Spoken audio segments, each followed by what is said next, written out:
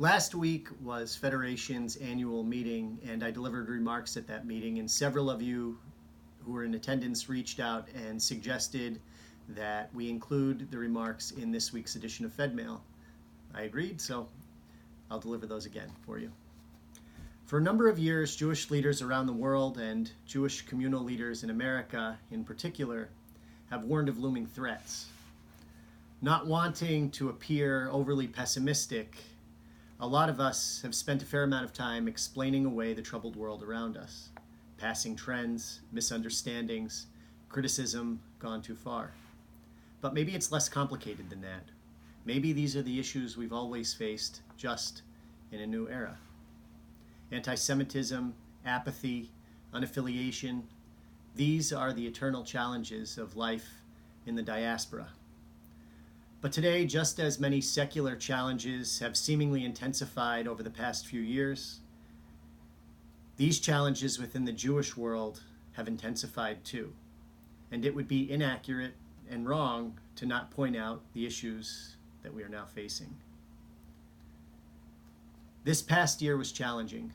Globally, and especially nationally, anti-Semitic incidents skyrocketed.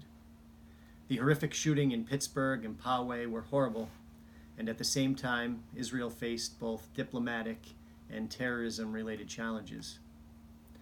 Political parties and anti-Semitic incidents in Europe made Jewish communities there fearful.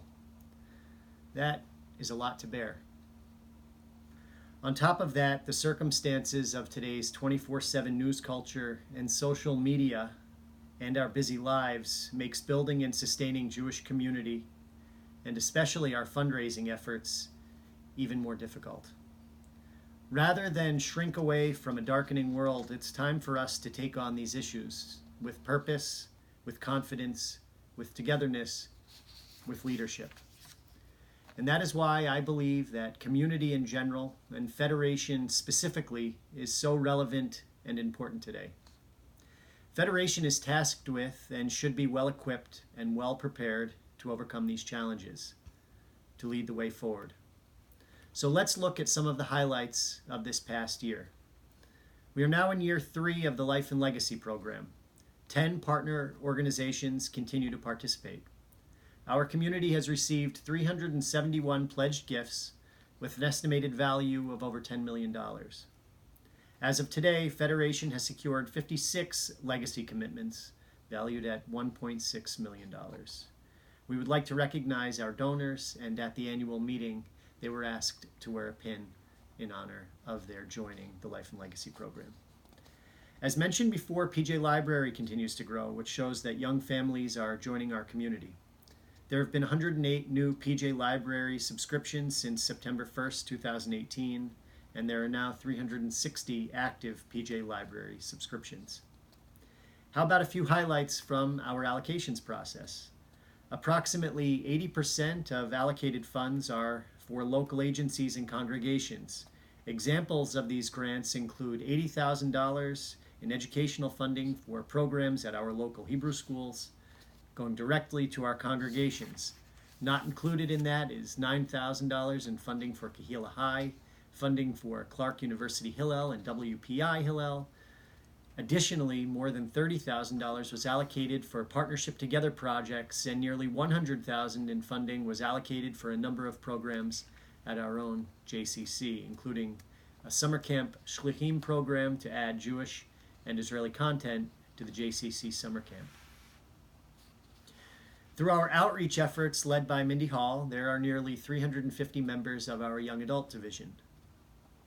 We also funded Birthright and funded through World Ort, a school in Russia focusing on STEM education.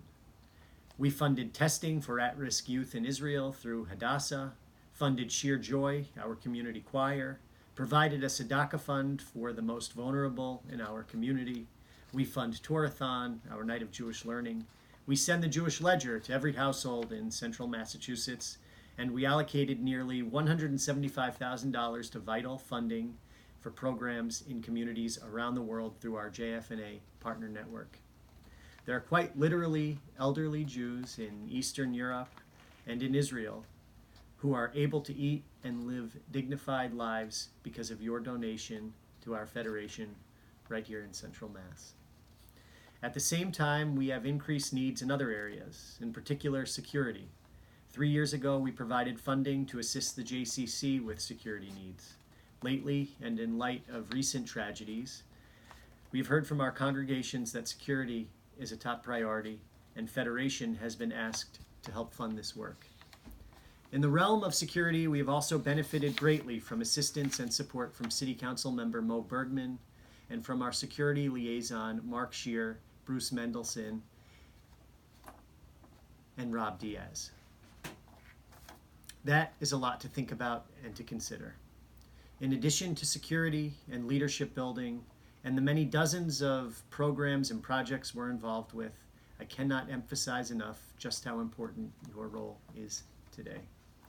Back in the 1930s, Zev Jabotinsky, an early Zionist leader, traveled through Eastern Europe, warning communities of impending doom. He was right, and within the decade, 2/3 of European Jewry had been killed in the Holocaust.